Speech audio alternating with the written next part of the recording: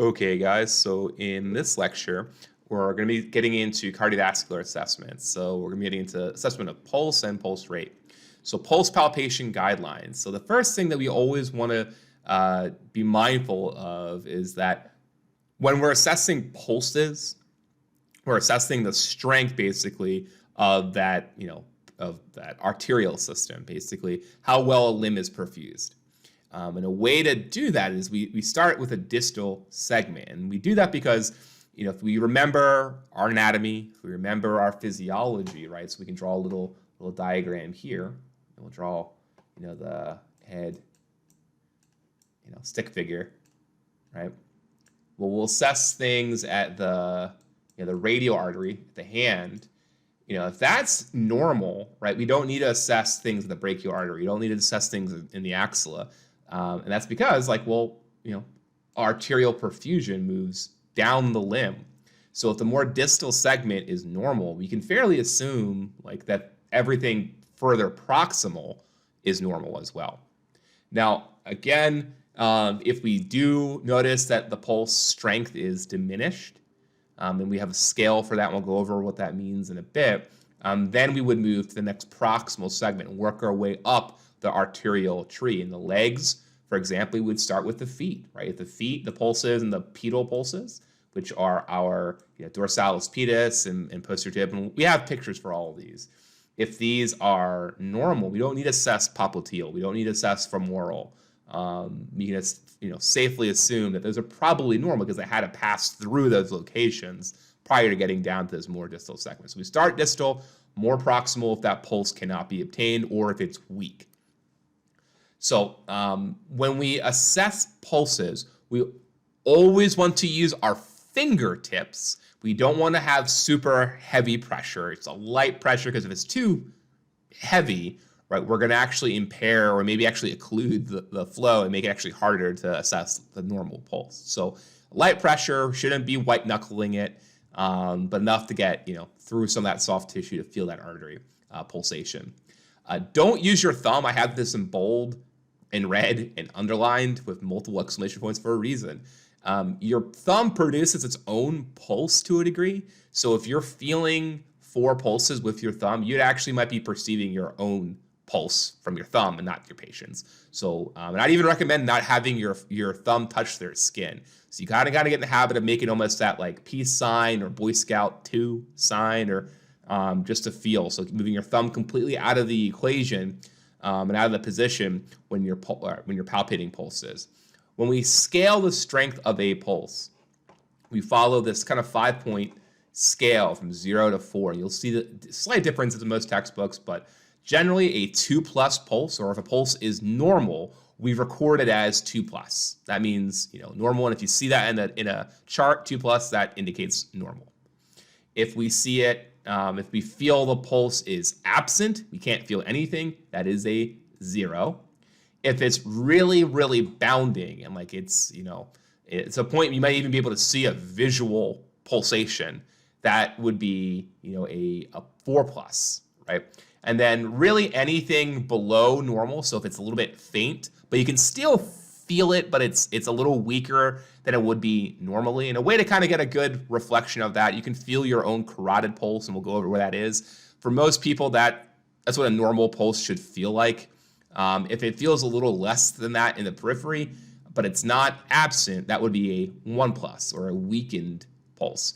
And then the same thing for 3+, so this is a pulsation that's up, but it's not exactly bounding. It's not not the strongest a pulse could be. So that would be a 3+. I rarely see people use this. It's usually more or less people go across a scale of, normal, faint, absent, or bounding or increased. But there is a slight scale from 2+ to 4+, just to be aware of it. Now, the procedure for assessing or measuring peripheral pulses, again, we're just assessing the amplitude or the strength of the pulse here, not the pulse rate. So assessing the pulse is different than assessing the pulse rate. We'll get into that later on. The procedure is you always want to make sure you wash your hands. You want to make sure that the limb is supported, right? and encourage the patient to relax. If they're tensing up, if their muscles are contracting, it's going to be really hard to kind of get your fingers to feel through that soft tissue. So you want to make sure the limb that you're assessing the pulse is, again, we're assessing perfusion really. We want to make sure that limb is supported. You want to place 2 fingers over the site of the pulse and apply a firm but moderate pressure. Should not be white knuckling it. And you should be feeling it for about 5 to 10 seconds. Again, we're not counting anything here. We're just feeling for strength or the amplitude of that tapping sensation you almost feel under your, or beating sensation you feel underneath your skin, produced by that systolic pressure wave that moves through the arterial tree. Now, the radial pulse, again, this will work better when we start going through different technique demonstrations, but radial artery pulse, we find that by identifying the common flexor tendon bundle in the wrist, and then becomes slightly lateral to it, and you'll feel a little depression, and then you'll roll your fingers over and just feel right there. You'll feel that kind of tapping into your fingers. That is where the radial artery pulse will be located. Some people can also find the ulnar artery by coming this slightly medial, but the radial artery is what we use most often, and it's one of the most easily identifiable pulse locations. Probably next most reliably found pulse would be the carotid artery pulse. This is also really easy to find, where you'll come right inferior to the ramus of the mandible here, and then you want to be slightly anterior to the sternocleidomastoid, right? And it's going to fall right in that window here. You can even use the larynx as kind of that anterior part of that triangle. So if you make, again, a triangle, ramus of the mandible, I guess like the hypotenuse would be the sternocleidomastoid, and the right angle would be the trachea or the laryngeal cartilage. That location right there is where your carotid pulse will be located. You got to be careful when palpating there because there's a lot of other tissues there, and obviously you never want to use more than moderate, pressure, to identify a pulse, but especially in the carotid artery because you have the carotid bodies. If you massage that, you can cause someone to pass out. You could dislodge a plaque potentially in someone who's older. So just be careful in using carotid artery pulse in older populations. But it's probably, between that and the radial artery pulse, probably the most reliably identified locations for finding pulse.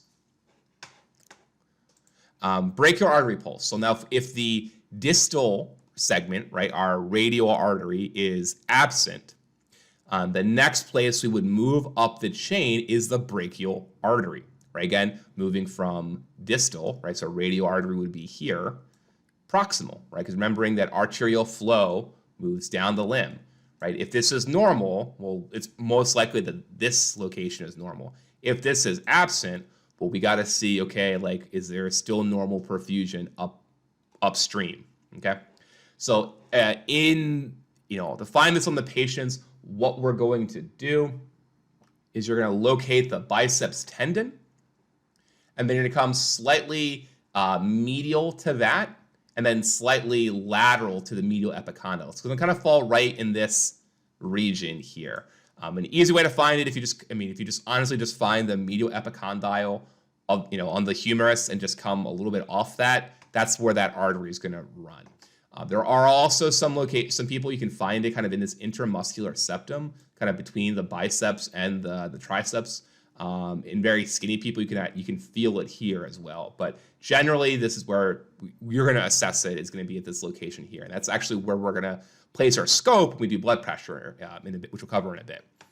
Dorsalis pedis, again, now we're getting into lower extremities.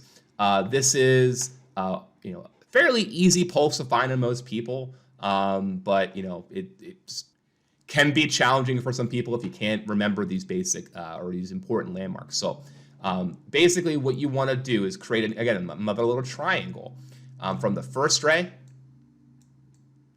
and the third ray of the foot, and then a cutoff really at the midfoot, right? Or it's going to be between, it's going to be at the midfoot. So this region here, right? So, it's not going to be super distal in the forefoot. It's not going to be down here. It's going to be in the midfoot between the first and third ray. Most people, it's going to fall along that second ray, or we call second metatarsal, but it's going to be located in this region here. So really easy to find. Again, we're feeling for that tapping sensation. Now, some people, they don't have this. It's like 10% of people like generally don't have that artery in that location. So just be mindful of that. But generally this is pretty easily located. Another thing that we want to assess too, when we're looking at perfusion to legs, you also want to assess the posterior tib. We find this by identifying the medial malleoli and then the Achilles tendon, and then we kind of feel in that depression right there, and that's where that pulse will be located, or that artery will be located. It's really important for this one. You want the foot to be a little bit plantar flex. You want it to be all these muscles back here in the calves to be relaxed.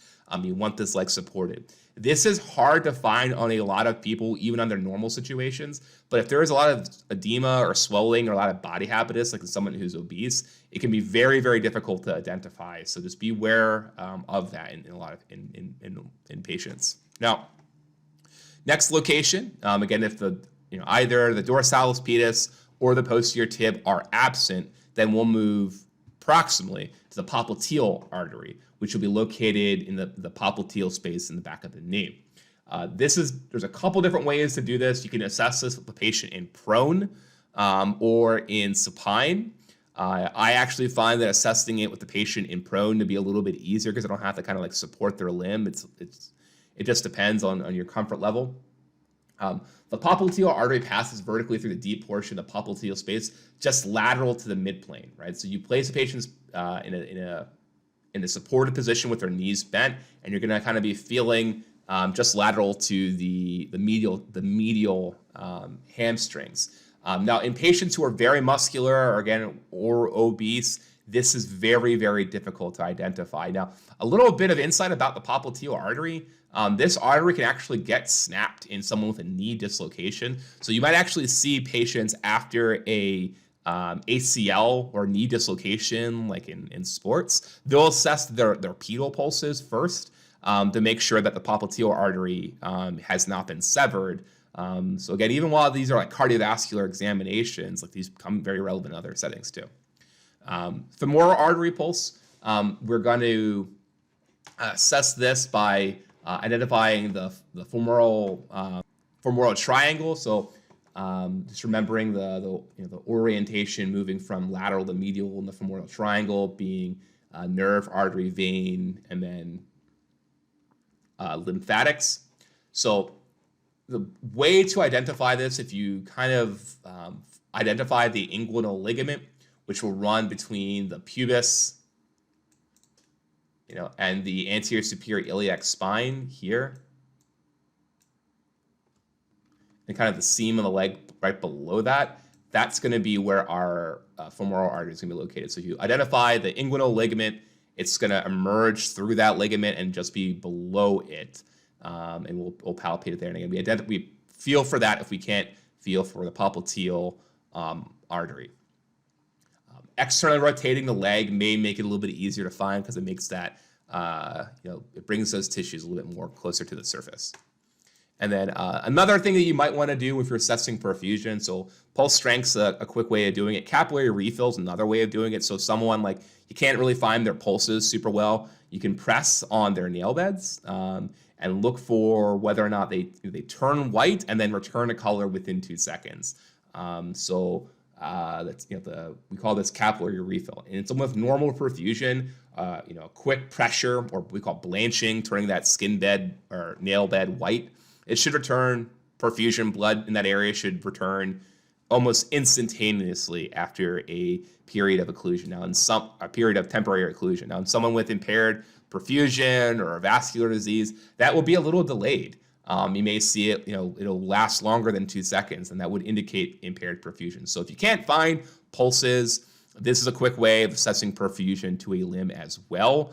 So for the upper extremity, we could do the fingers in the hands, and in the lower extremity, you could do the nails. And if those are normal, again, we can't find pulses, we can do this instead. So I'll have you guys practice on each other, and then we'll get into heart rate assessment.